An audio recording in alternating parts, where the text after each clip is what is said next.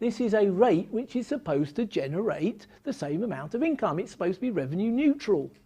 So all this concept suddenly about, oh, the 18% is too low, we're not happy with this, which was the Lib Dems sort of talk, and this is where we've got to because of this, was completely bogus in my view. The rate was fixed because other reliefs were being abolished and it was a tax neutral measure.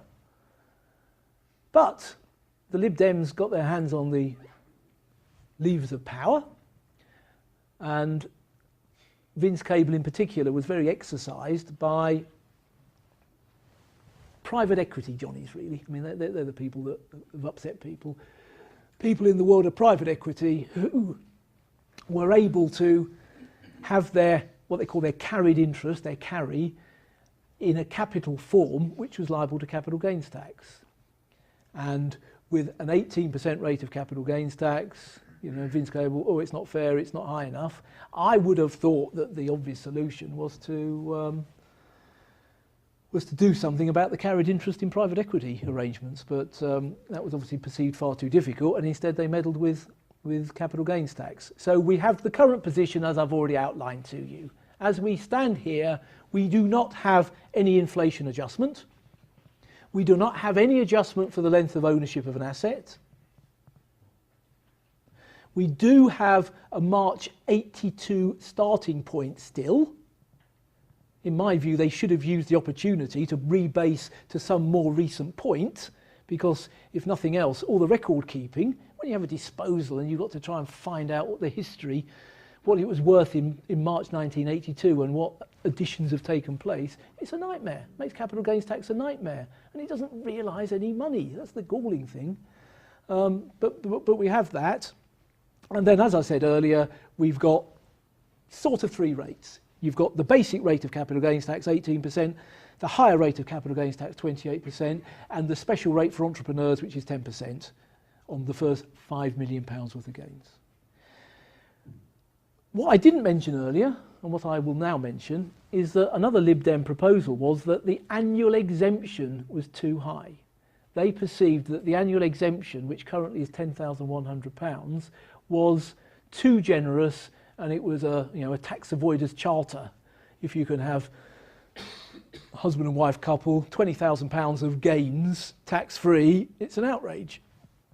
Their view. I mean, the annual exemption is there not as a giveaway to people who are able to take gains in this fashion, but as a way to make the system work. Otherwise, you'd have the requirement to lodge capital gains tax computations in all sorts of relatively small beer events. You know, you just don't want that. The revenue don't want it. The profession doesn't want it.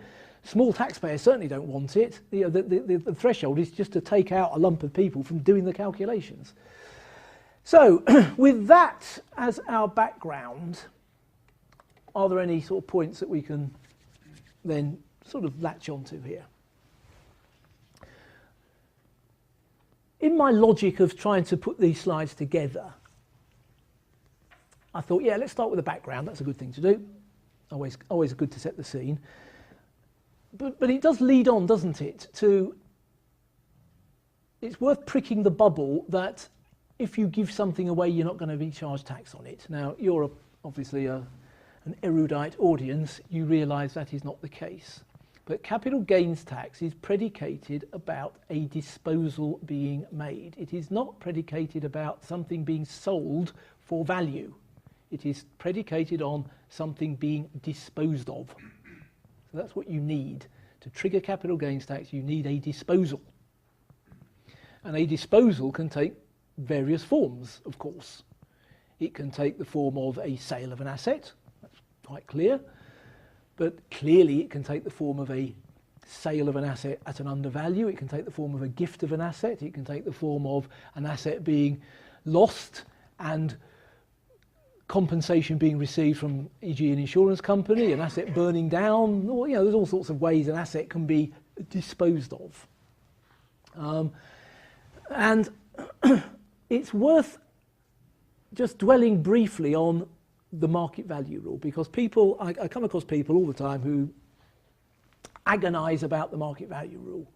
I'm doing this disposal, what will the revenue say? Will the revenue do this? Will the revenue do that? And often the answer is, well, the revenue can do what they like, but actually they've got no powers here.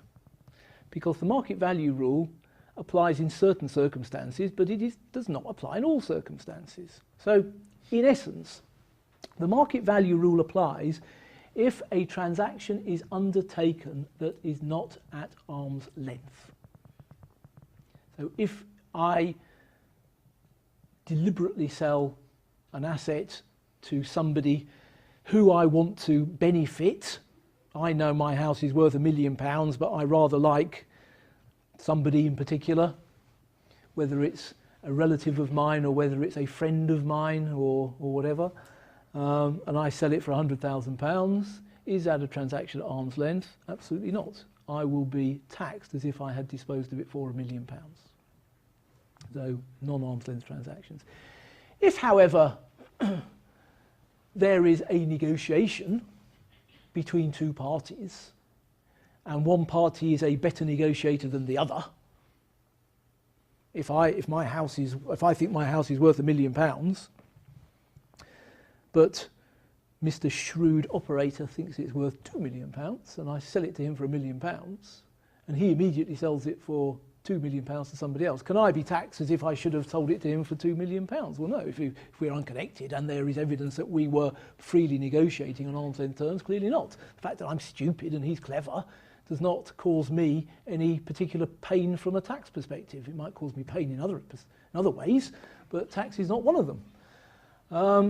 So some interesting points here. Now, before I get to the crux of this, let's just quickly talk about certain things that we are told are not transactions at arm's length, and certain things where we are told the market value rule must apply. So we are told by the law, section 17 of the Taxation of Chargeable Gains Act, that appointments into and out of settlements are not deemed to be at arm's length. I mean, I sort of struggle to see why they'd need to say that, because I struggle to see how it could possibly be at arm's length. But maybe trustees could say, oh, by us appointing an asset to that beneficiary, that was an arm's length transaction so far as we were concerned, because that's our job to make appointments to beneficiaries. But anyway, in that circumstance, we are told it is not an arm's length transaction. We're also told that it's not an arm's length transaction if the consideration can't be valued. Now, what do I mean by that? Let's just hang on that for a moment. What I mean by that is, if I sell at my house for £1 million, what's the consideration? £1 million. Can I value £1 million? Well, of course I can. It's £1 million. There it is. Fantastic. If I sell my house for not £1 million, but a bar of gold, let us say, or several bars of gold, I assume,